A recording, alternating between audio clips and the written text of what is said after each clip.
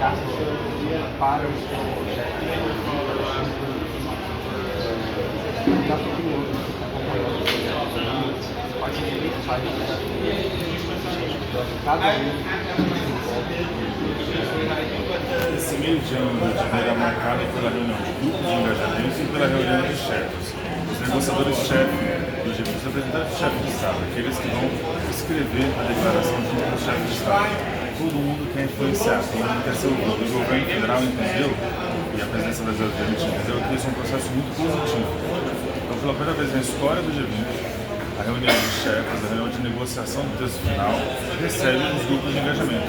Então, esses grupos, então aqui, por exemplo, o T20, hoje está aqui uma reunião importante do T20, eles vão trazer os seus trabalhos. Então, o T20 tem, por exemplo, 7 forças-tarefa que refletem as 3 prioridades da presidência brasileira: combate à fome e redução das desigualdades, desenvolvimento sustentável em todas as suas formas e reforma da governança global. Ou seja, a tradução desses aspectos, dessas prioridades da presidência brasileira, que se refletem nas reuniões ministeriais e na cúpula, vem também construídas por participação social, por participação de think tanks, de universidades, de cientistas, de grupos de jovens, de grupos de mulheres, de cidades, de prefeitos. Então, são vários atores das relações internacionais que vêm ao Rio de Janeiro para influenciar o G20, para preparar a cúpula de novembro do ponto de vista das propostas. Ou seja, esse é o caminho para a gente chegar lá. Agora, para a gente chegar lá, quais são os desafios que vocês estão encontrando, por exemplo, quando vocês ouvem uma conversa em grupos de engajamento como esse? Olha, os desafios sempre são desafios do consenso.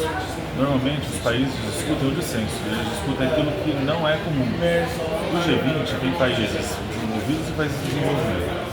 Tem países de vários regimes políticos. Essa diversidade dos países do G20 é um desafio, mas também é uma oportunidade específica do grupo. Então, como que concorda sobre a questão da linguagem geopolítica? Como se referir à questão dos conflitos que acontecem em várias regiões do mundo, né? E como não perder o foco das questões da cooperação, do desenvolvimento. Ou seja, existe uma agenda internacional de conflitos, de dificuldades, de desafios. Quem financia o quê? Disputa, mas também existe uma agenda de consenso. O Brasil é um país que puxa sempre o consenso. Isso também, claro, a presidência brasileira, o Itamaraty, o governo federal, mas os grupos. Em todos os grupos, até nas cidades que estão compradas mais diretamente, a gente tem tentado usar uma linguagem que consiga envolver, engajar países tão diferentes quanto os países do G20. Muitos deles em conflito direto ou indireto. Muito obrigado, viu? Valeu. Então a gente precisa levar ele agora. Já acabamos, já.